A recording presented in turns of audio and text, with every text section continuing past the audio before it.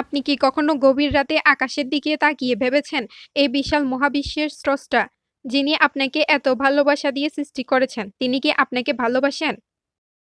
আপনি কি কখনো অনুভব করেছেন যে আপনার সব এবাদত, সব চেষ্টা যেন কোথাও গিয়ে থেমে যাচ্ছে?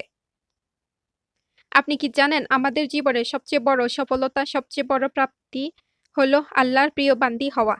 কিন্তু কিভাবে? কিভাবে একজন সাধারণ নারী, যিনি সংসার, চাকরি, পড়াশোনা, হাজারো ব্যস্ততার মাঝে ডুবে আছেন, তিনি আল্লাহর প্রিয় বান্দী হতে পারেন?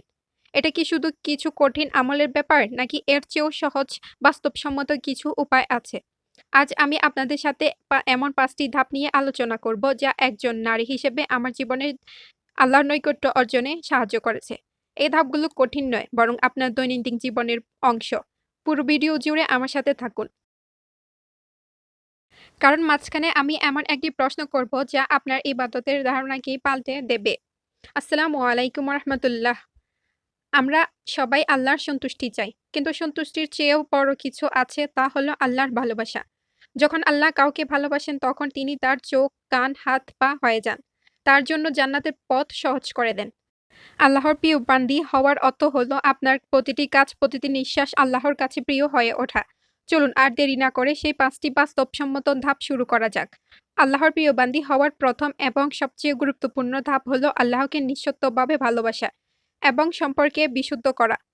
আল্লাহ কোরআনে বলেছেন, নিশ্চয়ই আল্লাহ তওবাকারীদের ভালোবাসেন এবং যারা পবিত্র থাকে তাদেরও ভালোবাসেন। আল্লাহর প্রতি ভালোবাসা প্রকাশ করা শুধু মুখে আলহামদুলিল্লাহ বলা নয়, বরং যখন আপনার পছন্দের খাবারটি সামনে আসে তখন মন থেকে অনুভব করে বলা, যখন আপনার সন্তান সুস্থ থাকে তখন আল্লাহর প্রতি কৃতজ্ঞতায় চোখ ভিজে আসা। আমরা মানুষ, আমাদের ভুল হবেই, কিন্তু আল্লাহর প্রিয় বান্দী, যিনি ভুল করার পর দ্রুত আল্লাহর দিকে ফিরে আসেন। ধরুন আপনি আপনার শাশুড়ির সাথে একটু খারাপ ব্যবহার করে ফেলেছেন। সাথে, সাথে অজু করে ২ রাকাত নফল নামাজ পড়ুন এবং আল্লাহর কাছে ক্ষমা চান এবং শাশুড়িকেও ক্ষমা করে দিতে বলুন। শুধু মুখে নয়, বরং প্রতিজ্ঞা করুন যে আপনি আপনার আচরণ শুধরে নেবেন। প্রতিদিন রাতে ঘুমানোর আগে অন্তত ৫ মিনিট নিজের দিনের ভুলগুলোর জন্য ইস্তেগফার করুন। এটাই আল্লাহর বিশুদ্ধ সম্পর্কের ভিত্তি। ২য় ধাপটি হলো ফরজ ইবাদতগুলো নিখুঁতভাবে পালন করা এবং কোরআনের সাথে সম্পর্ক স্থাপন করা। আল্লাহ হাদিস কুরসিতে বলেছেন, আমার প্রিয় বান্দা ফরজ ইবাদতের মাধ্যমে আমার নৈকট্য লাভ করে।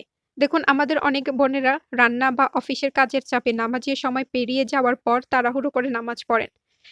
কিন্তু প্রিয় বান্দী হওয়ার জন্য আপনাকে নামাজের সময়কে আপনার জীবনের সবচেয়ে গুরুত্ব সময় হিসেবে দেখতে হবে। আজানের শব্দ শোনার সাথে, সাথে আপনার সব কাজ থামিয়ে দিন। যদি সম্ভব হয় একটি সুন্দর জায়নামাজ ও ওড়না আলাদা করে রাখুন, যা শুধু নামাজের সময় ব্যবহার করবেন। এতে আপনার মন নামাজে স্থির হবে। অঙ্ক কোরআনকে সঙ্গী করুন। কোরআন হলো আল্লাহর চিঠি। আপনি কি আপনার প্রিয়জনের চিঠি না পড়ে ফেলে রাখেন? প্রতিদিন সকালে বা রাত্রে মাত্র ১০ মিনিট সময় বের করুন। এই ১০ মিনিট হয়তো মাত্র ৫ টি আয়াত পড়লেন, কিন্তু অর্থ বোঝার চেষ্টা করবেন। নোটবুক রাখুন। সেখানে আপনি সে আয়াত থেকে পাওয়া শিক্ষাটি লিখে রাখুন। আমরা সবাই নামাজ পড়ি, রোজা রাখি। কিন্তু এই সবকিছুর পরেও কি আপনার মনে হয় আপনি আল্লাহর প্রিয় বান্দী হতে পারছেন না? কেন যেন একটা শূন্যতা কাজ করে।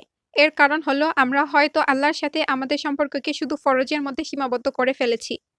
কিন্তু আল্লাহ তো আমাদের বন্ধু হতে চান। তাহলে প্রশ্ন হলো, আপনি কি শুধু দায়িত্ব পালনের জন্য ইবাদত করছেন, নাকি আল্লাহর ভালোবাসার জন্য? এই প্রশ্নের উত্তরই আপনাকে ৩য় ধাপে নিয়ে যাবে। ৩য় ধাপটি হলো ধৈর্য ও কৃতজ্ঞতা নামক ২ টি অলংকার দিয়ে নিজেকে সাজানো। আল্লাহ কোরআনে বলেছেন, নিশ্চয়ই আল্লাহ ধৈর্যশীলদের সাথে আছেন। সূরা বাকারা আয়াত ২ ১৫৩। এবং যদি তোমরা কৃতজ্ঞ হও তবে আমি অবশ্যই তোমাদেরকে আরো বাড়িয়ে দিব। সূরা ইব্রাহিম ১৪:৭। সবর মানে শুধু চুপ করে থাকা নয়। সবর মানে হলো আল্লাহর সিদ্ধান্তের উপর পূর্ণ আস্থা রাখা। ধরুন আপনার সন্তান অসুস্থ। আপনি হয়তো খুব দুশ্চিন্তা করছেন।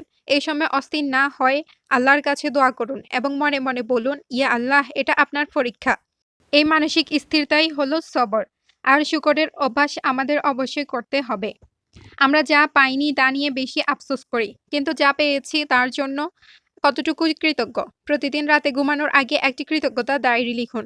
সেখানে অন্তত ৩ টি জিনিসের কথা লিখুন, যার জন্য আপনি আল্লাহর কাছে কৃতজ্ঞ। হতে পারে সেটা আজকের গরম খাবার, আপনার সুস্থ শরীর এবং আপনার স্বামীর একটি ছোট সাহায্য। এই অভ্যাস আপনার মনকে ইতিবাচক করবে এবং আল্লাহর প্রিয় বান্দী হওয়ার পথে এগিয়ে দেবে। ৪র্থ ধাপটি হলো প্রতিটি আমলে ইখলাস এবং মানুষের সাথে বিনয়ী আচরণ করা। আল্লাহর প্রিয় বান্দী হওয়ার জন্য আপনার আমলের পরিমাণ নয়, বরং আপনার ইখলাস এবং আন্তরিকতাই সবচেয়ে গুরুত্বপূর্ণ। আপনি যখন কোনো ভালো কাজ করেন তখন কি চান যে অন্য কেউ সেটা জানুক এবং আপনার প্রশংসা করুক? যদি চান তবে আপনার ইখলাসে ঘাটতি আছে।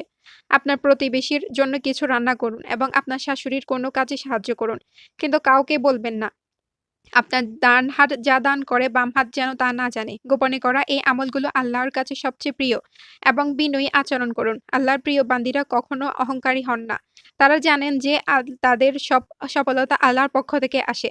যখন কেউ আপনার প্রশংসা করে তখন মনে, মনে বলুন, আলহামদুলিল্লাহ, এটা আল্লাহর দয়া। অন্য কারো ভুল বা দুর্বলতা নিয়ে কখনো সমালোচনা করবেন না, বরং তাদের জন্য দোয়া করুন। আপনার বিনয়ী ব্যবহারই আপনাকে মানুষের কাছে এবং আল্লাহর কাছে প্রিয় করে তুলবে। আমাদের পঞ্চম এবং শেষ ধাপটি হলো ইতিহাসে প্রিয় নারীদের বাস্তব জীবন থেকে শিক্ষা নেওয়া। আল্লাহ কোরআনে এমন কিছু নারীর কথা উল্লেখ করেছেন যারা আমাদের জন্য আদর্শ। তাদের জীবন আমাদের দেখায় যে কিভাবে কঠিন পরিস্থিতিতেও আল্লাহর প্রিয় বান্দী হওয়া যায়। যেমন ফিরআউনের স্ত্রী আসিয়া। তিনি ছিলেন পৃথিবীর সবচেয়ে ক্ষমতাবান এবং দাম্ভিক শাসকের স্ত্রী। কিন্তু তিনি আল্লাহর প্রতি ঈমানকে ত্যাগ করেননি। জান্নাতের একটি ঘর চেয়েছিলেন। তার উদাহরণ আমাদের শেখায় যে আমাদের চারপাশের পরিস্থিতি যতই খারাপ হোক না কেন, আমাদের ঈমানকে আমরা নিজেরাই রক্ষা করতে পারি। মারিয়াম বিনতে ইমরান, তিনি ছিলেন একনিষ্ঠ ইবাদতের প্রতীক। আল্লাহ তাকে প্রিয় বান্দী হিসেবে কবুল করে নিয়েছেন। তার জীবন আমাদের শেখায় যে একাকী হলেও আল্লাহর ইবাদতে মগ্ন থাকা এবং পবিত্র জীবন যাপন করা কতটা গুরুত্বপূর্ণ। এই মহিষী নারীরা প্রমাণ করেছেন যে আল্লাহর প্রিয় বান্দী হওয়ার জন্য আপনার ক্ষমতা বা সামাজিক অবস্থান জরুরি নয়। জরুরি হলো আপনার হৃদয়ের ইখলাস এবং আল্লাহর প্রতি আপনার ভালোবাসা। প্রিয় বোনেরা, আমরা আজ ৫টি বিষয় নিয়ে আলোচনা করলাম। আল্লাহর প্রিয় বান্দী হওয়া একটি যাত্রা, কোনো গন্তব্য নয়। এটি একদিনের কাজ নয়, বরং প্রতিদিনের প্রচেষ্টা। আজই শুরু করুন। আপনার জীবনের একটি ছোট পরিবর্তন আনুন। হতে পারে সেটা প্রতিদিন রাতে ঘুমানোর আগে ৩ বার ইস্তেগফার করা, অথবা আপনার মায়ের জন্য একটি দোয়া। যদি এই ভিডিওতে আপনার হৃদয়ে সামান্যতম পরিবর্তন এনে থাকে তাহলে একটি লাইক দিন এবং কমেন্টে লিখুন, ইনশাআল্লাহ আমি আল্লাহর প্রিয় বান্দী হতে চাই। আপনার অন্য মুসলিম বোনদের সাথে এই ভিডিও শেয়ার করুন, যাতে তারাও এই পথে আপনার সঙ্গী হতে পারে। আর এমন কোনো অনুপ্রেরণামূলক ভিডিওর জন্য আমার চ্যানেলটি সাবস্ক্রাইব করে বেল আইকনটি প্রেস করে রাখুন। দেখা হবে পরের ভিডিওতে। আল্লাহ আমাদের সবাইকে তার প্রিয় বান্দী হওয়ার জন্য তৌফিক দান করুন। ইয়া রাব্বুল আলামিন। আসসালামু আলাইকুম রাহমাতুল্লাহি ওয়া বারাকাতুহু।